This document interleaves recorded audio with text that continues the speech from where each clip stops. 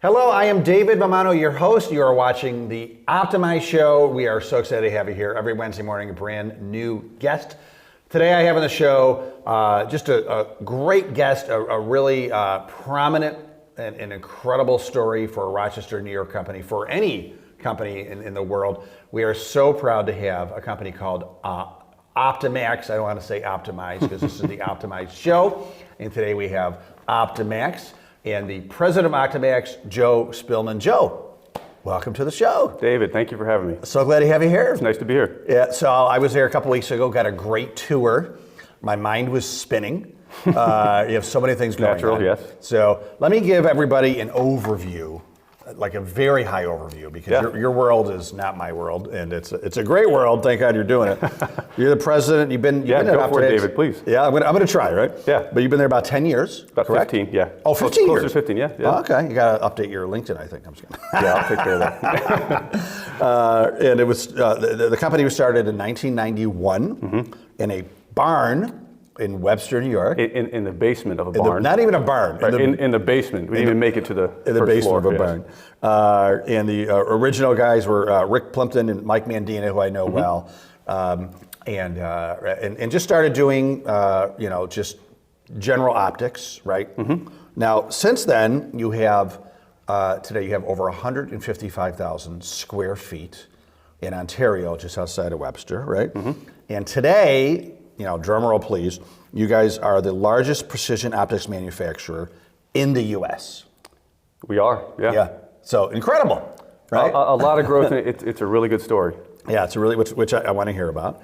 And you're doing great things. And one of the reasons why Optimax is such a treasured local company is because, yes, you make great products. Yes, you're a well-run company. And the product, the physical product is the optics. But really, the product for you guys is the people, right? And there's so many incredible things you do to optimize your people. How many people do you have working for you? We have about 500 people. 500 people, yeah. And the mind-blowing thing about Optimax is that you guys give 25% of the profits to the team, right? And that's just not like, quarterly, yearly, like every month, right? Every single month, we do, yeah. Every month. Now, I remember my dad worked for Kodak, and once a year they'd get the Kodak bonus, and it was like, woo, Like, your team is having that moment, like, every month, Every right? month, yeah. And to think like, Rick and Mike and then, the executive team as the company grew, really could be put a lot more money in their own pockets, right? Like Rick and Mike could have like multi-mansions around the world by now and motorboats and nice cars. And, from what I understand about Rick, he's still driving the same car from like 15 years ago, right? And it's more about like just making incredible products and helping your people be the best. So, I mean, that really is it. So you hit it. So when Mike and Rick started the company, well, Rick wasn't there when they first started. Rick joined about 5 years later. But as they were building the company, growing it, it wasn't about enriching their families. It was about building the sustainable organization that really benefits the employees of Optimax. They lived through, the rise, not necessarily the rise, but they lived through the height of Kodak and the fall, and they saw they did that to this community. And really their passion is just to build Optimax up into a place that can be the sustaining economic engine for the families and the employees of Optimax. Yeah. You have the four pillars of the company. It's on your website: culture, technology, engineering, and innovation.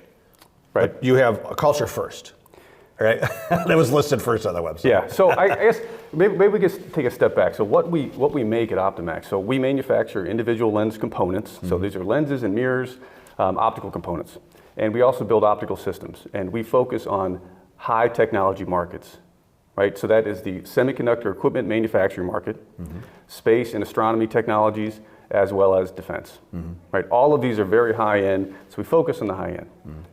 The reason that we've been able to grow is because we're more agile than our competitors, or we try to be as agile as we can. So being able to respond to customer need as our customers are changing, we need to be able to change with them to make sure that we can provide them the solution that they need when they need it.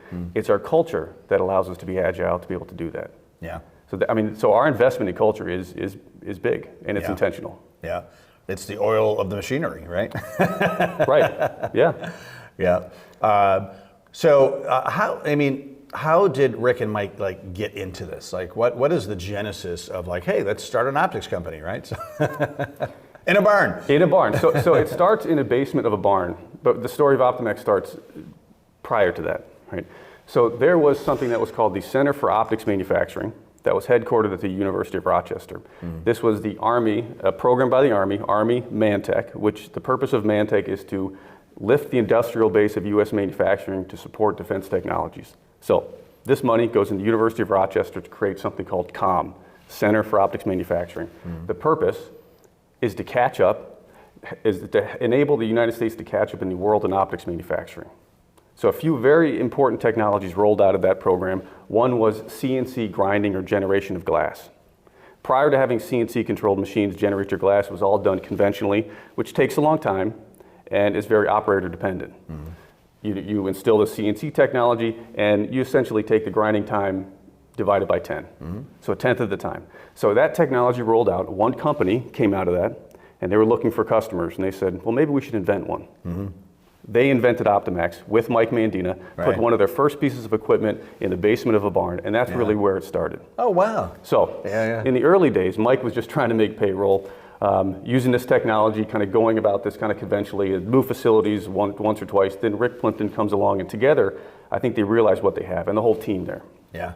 They realize that they can make optics 10 times faster than anyone else in the world. Yeah. So at a time where if you're a small business and you need to try to make, if you're trying to make an optical system, right, you have an idea for something, you want to prototype something, you're going to wait 20 weeks, 4 months, 5 months, maybe 6 months to get your optics. Optimax says this looks like an opportunity for us. We are going to focus only on making prototypes for these small businesses and others, but we're going to do it faster than anyone else. So they saw what they could do, and their marketing tagline was prototype optics in 1 week, at a time where the standard was 20, right? So you can imagine what that does to an industry, right? So they come in, they completely disrupt this thing. No one thinks they can do it. Then people try it, they try it, they try it, and all of a sudden they can do it. The industry knows it, and this is where the growth starts. And so that's really what set them on their path. Right? The beautiful thing about doing prototypes is, we got to make this thing. Here's this, can you make it? We've never seen it before. So the engineers and opticians at Optimax have to figure out what the process is, make it, ship it off. Then the next thing shows up. Figure it out, make it, ship it off. Then the next thing, over and over again. So they got very, very good at developing a very broad set of capabilities. And what they got really good at was making something that they've never seen before. So that made us, again, this is all about the agility. This made us very, very good at understanding how to take a new product that we haven't made before, develop a solution. Boom. Fast. All about speed. And over time, we got more and more trusted by our customers. They brought us on to higher volume programs, higher technology programs, higher precision work. And then we turned around in, I would say, mid-2010s and realized we've got this company now that is a mix of prototyping, production work, and really high precision work, or emerging high precision work. And we realized, well, this is a different beast than just this prototype company. That's when in our growth we kind of plateaued, and we were standing on that plateau looking out, now where do we go next? This is when we got really serious about picking our customers, picking the markets we wanted to go after, and developing the capabilities to sort of grow with those customers. So those customers, it's the semiconductor industry, it's a few specific defense technologies, and it's organizations that are sending things to space or building instrumentation for astronomy research that stay here on Earth. So all high end. The name of the game there for those companies is come out with something better than your competitors and do it faster. Right? So all of those companies, all of our customers that are our biggest customers today need us to move quick. They need all of their suppliers to move quick. So we're in this position now. We're on these high-end applications, and it's about how fast we can develop something new. And when we think about our competitors, right, it's kind of bifurcated. We've got a group of competitors that might be 100, 200 or smaller person companies, and then thousands of huge behemoth organizations that might have billion-dollar revenues. Right? Each of them present us with different challenges because we're right in the middle. The small guys have one way of working where we have to think about competing with them in one way, but these guys up here, these are the incumbents in the new spaces that we're moving into. The name of the game there is when one of their customers, our customers, needs to come up with something new, and that could be a new laser wavelength, a higher power, a new type of laser, or a different type of imaging system, or going into a more harsh environment that requires these incumbents to change, that's when we come in and say, well, hang on. Right. Let us know what you need, because we can probably come up with it faster. Yeah. So that's basically our strategies. We want to look for these opportunities to develop something new, get in there, use this culture, right? That's built to make us agile, and then exploit the opportunity. So that's the strategy, right? Yeah. So that's the base. Like I mean, now we can go somewhere else if we want to talk about how we do that, how we sort of cultivate this strategy, sort of our organization structure. I'll leave it to you, David. No, that is super fantastic, and kudos to you for coming up with a strategy to just take a deep breath and say, moving forward, these are the people we want to work with, right? These are the customers. These are the type of business categories that we want to work with. We've become much more intentional. I mean, and this is a long. This is the last 15 years almost. Yeah. Maybe 10 so years. I mean, do you have people from all over the country, all over the world, like coming to Rochester, New York to meet with you guys? I mean, you're known all over the place, right? Yeah, all over the world. Did they say like, why Rochester, New York of all places, right? I mean, like, we love Rochester, we're from here. Yeah. But it's not a mecca for like a New York City or a Chicago, and does it really have to do with kind of the history of the city with Bosch and Lomb and Kodak and Xerox? That's funny you say it's not a mecca, because in the optics and photonics world, we are I love a that. mecca. Yeah. We are. So we are known. Like if you're in the optics industry, like Rochester is like boom. So University of Rochester, the Institute of Optics, or I'm an alumnus, and many of us are from at Optimax, is one of three of the prominent sort of optics institutions in the United States. Yeah. I'd say we're the best. Yeah. RIT, the imaging science program there, and other different tracks they have are exceptional in the photonics field. Yeah. MCC, Monroe Community College, has one of the only optics training accredited programs. I'm not sure exactly what it's called when you graduate from there, but they have the only optics training track of any community college in the United States. Yeah. Now, they've worked to expand that to others, but they were the only for some time. Right. So that combined with what Kodak was, what Bausch & Lomb was, what Xerox was to optics, and since those companies most of them have declined, right? What spun out of them are all of these hundreds, maybe thousands of small businesses like Optimax that have, that were born from that to service the optics industry. Yeah. Right? Well, it's amazing to think, George Eastman, Joe Wilson from Xerox, and Bosch and Lomb from Bosch and Lomb, to think that, 100 plus years later, they're what they instigated, what they created, there's still ripples today, right?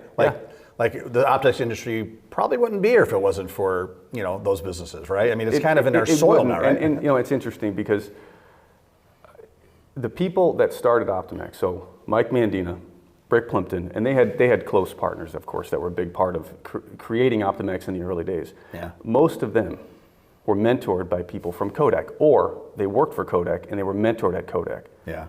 So Mike and Rick have essentially, Mike has retired. Mike was our former president, and I've assumed the president role over the last 3 years. Rick is still on as our CEO. That group, Mike and Rick, and their partners here at Optimax have trained this next generation. So you're right. I mean, almost all of us have some connection to Kodak, even though I've never worked there and I never would have worked there. But their legacy is strong, and it is still supporting this community. And now it's up to companies like Optimax and the rest of us to keep it going. Bring it to the next level. That's right. Yeah. So Rick and Mike and team. Well, first of all, like Rick and Mike were inducted into the Rochester Hall of Fame a few years ago, I think 2016 or something like that. So that is awesome. A lot of people in the Hall of Fame are like not living anymore, so it's always great to be inducted when you're living, right? So at that time I was on the board of Junior Achievement, who puts it all together, and I was really, really excited to be there for that. I've known Rick and Mike for a number of years. In what I've really respected them too is they've done so much outside of Optimax as far as just kind of educating people about the industry and trying to spur on interest with young people getting involved in the industry, because there's so many opportunities, so many jobs, and oftentimes there's not enough people to fill the jobs, right? So they started it was like a Finger Lakes initiative, right, where a lot of these manufacturing companies got together Yes. to market it? Yeah, so the name of that organization was Finger Lakes Advanced Manufacturing Enterprise, or FAME. Yes. FAME, that's right. Yeah. And they were, Mike especially was a core piece of that, and Rick has been involved too, and was sort of picked up the baton as Mike moved on to do other things. Yeah.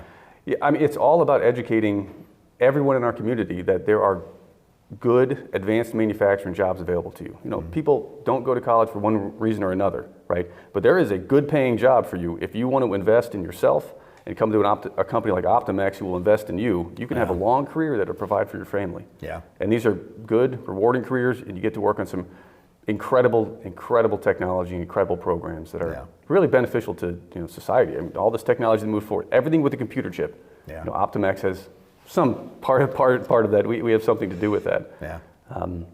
It's a great place to be, a great place to work. It's I want to call it like a unicorn company, because not only does it do so well with its products, number one in its industry, but also with the people, right? Mm-hmm. How did that come to be? I know, like, first of all, partnerships are often tough, and Mike and Rick made their partnership work out very well, right? Yep. And so that's rare, you hear so many partnerships break up and all that stuff. So they obviously did very well together. But how did it all start, do you think, with like, we need to make sure it's like a great place to work? Well, I think that Mike and Rick and their other partners that were working with them just understood. They knew the importance of the opticians in the business, the people that are actually doing the work, and how important it is that they are engaged and respected and basically equal members of the team. That's not always the case, unfortunately, in some businesses. You get this top-down approach or methodology where the people at the top get all the money and do all the work, and that's just not who they were. Both Mike and Rick came up working on the production floor, so they have a very different perspective. I mean, Mike toiled on the floor at previous organizations he worked at, previous businesses he started, and at Optimax. Yeah. So he understands fully what that experience is and how important, of course, it's obvious how important the opticians are in the business. Yeah. So that was the start of it. We've really solidified that, though, in the future of Optimax as well. So Mike and Rick, looking for a succession plan, we looked at many different options. They could sell the business, we could take it public, they could do a management buyout, something like that. In all those scenarios, employee ownership, all those scenarios didn't really fit the bill for what they were trying to accomplish, or we were trying to accomplish with that. Didn't want to sell the business, so someone else would have control, who could then dismantle it or sell to others if they sell to another organization. Didn't want to sell to another group of individuals. No guarantee they'll be like-minded and they're sharing the wealth, essentially. Right. So the path that turned out to be right for Mike and Rick is a trust organization. So Optimax is fully owned. All the controlling ownership is in an employee-owned trust. All of it. So it's not an ESOP, it's an EOT, right? It's not, correct. Yeah. It's not an ESOP. It's called an employee-owned trust. And the type of trust it is actually called a perpetual purpose trust. So the trust owns the business. The only control the trust has over the business is who are the board of directors. So the trustees pick the board of directors. The board of the directors pick the officers and the rest of the leadership of the company. Yeah. Right? Yeah. So it's a perpetual purpose trust. So the purpose of the trust, one, it's threefold. One, the company can't be sold. Never sell the business. Two, share the wealth of the employees. And three, we've got to pursue innovation and growth. And there's kind of a fourth that's not necessarily written, but if any of the board members are not, or any of the leadership of Optimax is not acting in a benevolent way and is trying to change the way things work to funnel money to them or whatever it might be. Right. Just things that aren't in line with what this trust means. The trust is responsible for removing that person from the board of directors. Right. Or the board of directors is responsible for removing that person from the business if they're not on the board. That's kind of the unspoken, like there's an ejection seat button just in case.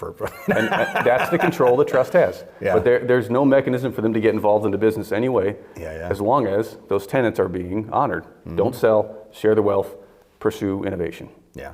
That's it. Yeah. Right? It, yeah. So this allows us this is really our runway for the next 100 years of this company, or however long it might be, to continue with this management philosophy that we have, where we are really working as best we can to manage the culture to give us this advantage that we have, right? So, our mission statement is employee prosperity and customer success. Yeah. Right. So everything is tied to what the customers need. Absolutely everything we do has to be tied to that. Yeah. But right there with it is employee prosperity. Yeah. Right? Yeah. And part of that is paying for their education, right? They want to continue to with their education. I know that you guys are involved in that. Mm-hmm. In fact, we have a mutual friend named Bruce Peters. Yep. That has provided a lot of education to Of Optimax, course. and I've been in some of his classes, with Optimax employees, and I've learned a lot as well. Yeah. And I know that's a big center of focus for you guys is just to the continual learning, right? Yeah. So let me talk. I'll talk about the culture a bit and how the real advantage that it creates for us, right? So as we are working with our customers and we see something that we believe, if we can develop this capability or this product, we can exploit something in the market, and this is going to allow us to grow, right? Yeah. We need to be agile to do that, which means a couple of things need to happen. One, we have to be able to make decisions efficiently, which means most of the time you're making the right decisions and it's happening quickly. And the second one is we need an engaged team that can then enact what we're trying to do. So efficient decision making and having an engaged team, right? So the baseline to our culture, everything is built off of trust, everything. Trust is, like you said, the lubricant that allows all these decisions to happen faster, everything else to happen faster within an organization. If there's not trust, people are butting heads, it just doesn't work. So we intentionally try do a lot of different things to build trust within the organization. So that's the kind of start of it. And what we do as an organization, when someone comes in to Optimax, we will extend trust first. So you brought up training, and this is why I'm going there. Is you start with trust. Part of that is Optimax is going to invest a lot into you if you come into our organization. Yeah. We don't necessarily need people to come in that have every single piece of knowledge that they need to perform their role. We're looking for people with the right attitude. Now, there are certain scientists and high-end engineering roles that have to be very specific. But for people that are coming in that aren't necessarily, laser focused, we want someone with the right attitude. And what we're going to do is we're going to invest. So we're going to provide training, like you said. We're going to provide tuition assistance to everybody, everybody who needs it. There's a limit to it, and there's a formula that we work with. But everyone has the opportunity to go back to school. If you're getting a higher education degree, we're likely going to pay the whole thing, right? So we will invest in you. We'll put all the systems and the processes around you to try to support you. We will look at what your strengths are, try to align you to the right role.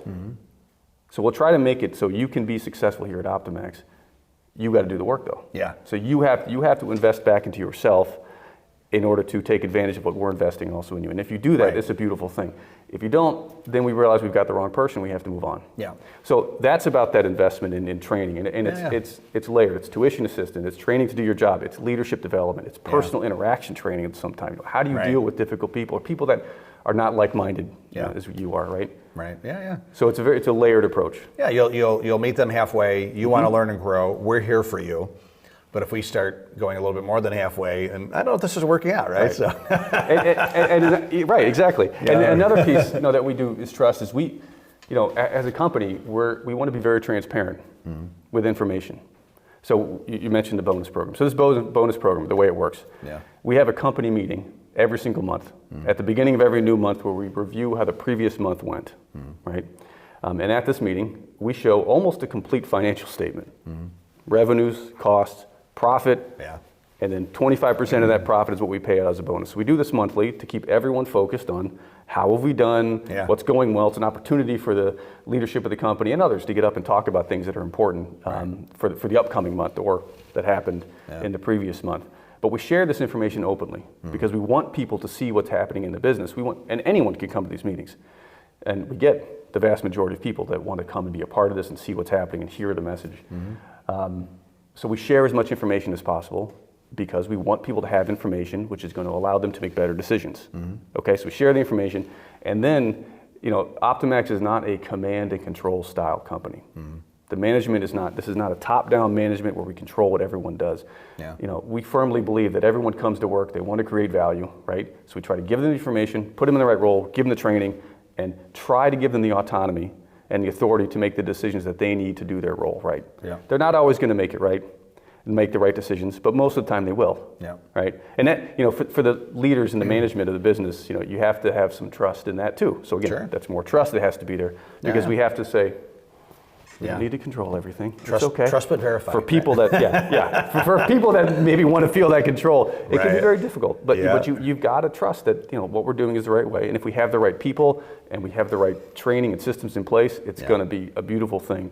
And that all of that, plus this bonus. So this bonus is, I'll go with the bonus. Now this is the employee engagement part. This is all the how do we make decisions, and all this blends together. But then the having an engaged team, this bonus program is really powerful. It's like nothing I've ever seen. And I've worked at startups, many tens of thousands of persons company, 100-person company. So I've seen a few different types of organizations. No one has done anything like what Optimax is doing in its effectiveness to get people engaged and on the same team and working towards a common goal. So at the end of every month, we look at the profit, 25% of it, we pay out to the employees, okay? Equally. For the most part, equally. Yeah. So to be fully vested in this program, you have to be at Optimax for 5 years. Okay. But once you're there for 5 years, Yeah. nothing else comes into play. Right. So everybody, leadership gets the same check as everyone else throughout the organization, the salespeople, the opticians. That's very unique. Maintenance people, everything. Yeah, So it's very unique. So if you think of, we have this big organization full of people, and all of these decisions are happening. Thousands of decisions are happening at all these different places every single day. Yeah. All of them add up to sort of our performance, like in that month or in long term, right? Everyone's making their own decisions, not to an extent, of course. Right, But everyone's making these decisions, but as they're making these decisions, everyone's thinking about this bonus. So if I'm making a decision and you think I'm doing the wrong thing, what are you going to do? Right. Yeah, you're going to say something, right? Yes, that's the point. This is the wrong term, but this is a self-policing thing, right? The team works with the team to make sure that everyone else. You're messing with my profit, Come on. Right. Get back. Let's do this the right way. So so everyone gets better together, right? Yep. That's the idea. Right? It's not perfect, but that's the idea of how this all the works. high tide raises all the ships, as they say. So right? you come in and you tour Optimax. Our competitors, we let if our competitors are in town, they want we have a close knit community, the optics community. I don't call it close knit, but we know who our competitors are and we're friendly. Right. If they come in, we'll show them around. We'll show them what we do. Yeah. Anyone can go out and buy the equipment that we have. We have a few specialized things that people can't buy that, of course, I can't talk about. But you have to kill us. Yes.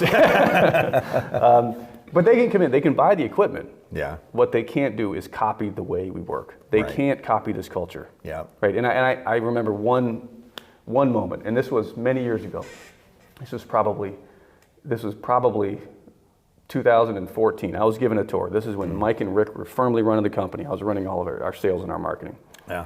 And we had a high level leader from one of our big competitors, and we weren't quite competing with them yet. We were still in the pyramid of optics manufacturing. They're ahead of us. Since then, we're I don't know, I'll go like that, but we're now sort of squarely in the same pool. But then they knew we were coming, but they came out to kind of see what we're doing, and I can remember a moment. So this is the high level leader of this organization, $1 billion organization. Mike and Rick were given a tour, and I think intentionally he sort of sequestered me off. He wants to ask me a question to see if I'll tell him something that I shouldn't. Yeah. So he's looking around. You got all this equipment. How in the world do you guys make any money? The overhead you have, you guys can't be making money. I was like, I won't tell you what I said to him, but I can just remember thinking these guys are dinosaurs. Right. They don't understand. Yeah. Right. They don't. The power of having your culture aligned with where you're trying to go. Yeah. Is a beautiful thing. And where we focus when we really want to go out and get something, a piece of work. Right. If we actually have the capability, we're really tough to beat. Right. Well, and I love what you said. That's such an important point. I want to repeat it. Like they can see the machinery, they can get the tour, but they can't copy your secret sauce. Yeah. I teach a class at the University of Rochester in entrepreneurship, and one of the students was like, "Well, I'm afraid they won't sign an NDA," and I'm like, "Listen, they can't copy you. They can't copy your passion, your DNA, And I told her, I go, look, any computer company, Dell, et cetera, can look at Apple products. They can open them up. They can see what's in there. They can copy everything. Yeah, they all know. They know it's... has anyone ever been able to copy Apple? Like, no, there's a great case study years ago when Apple came out with the iPod. 1,000 songs in your pocket, right? That was the latest. That was the cutting edge, right? And then Dell came out with an MP3 player. No one was buying a Dell MP3. But like, what's that? Like we're buying the Apple, like 1,000 songs in my pocket, right? And so it's so true that they could see what you do, but it's hard to copy. the secret sauce that you've created, you know? Yeah. So, no, that's fantastic. So, what you said too is just being transparent. Obviously, you're not going to show people's salaries, but it sounds like you show at that meeting, you show what's going on. Mm-hmm. And it's funny. Like I've been I'm friends with this guy Jack Stack, who wrote a book called The Great Game of Business, mm-hmm. and he wrote this book. God, I want to say 20 years ago, and it was revolutionary at the time. But he writes about like exactly what you're talking about. Give everybody access, be transparent, have every department have authority to run their own P&L, mm-hmm. and then it's the same thing, like, someone sees like, you're eating potato chips, can you get back to work because you're affecting my profit, Yeah.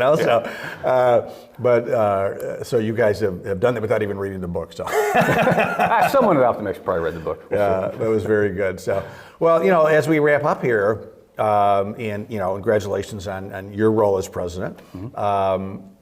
Let's go. Fast forward 5-10 years. Where do you see Optimax? Obviously, it's not going to be sold because you will be ejected if you suggest that. Yes, I will. Yes. So where do you see Optimax? I think we have a really nice runway ahead of us. Mm-hmm. What our strategy is aligning the business to markets that we know are going to grow, mm-hmm.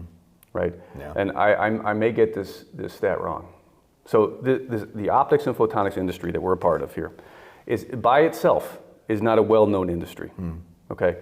But optics and photonics technologies are responsible for 14% of the world GDP. Wow, it's huge.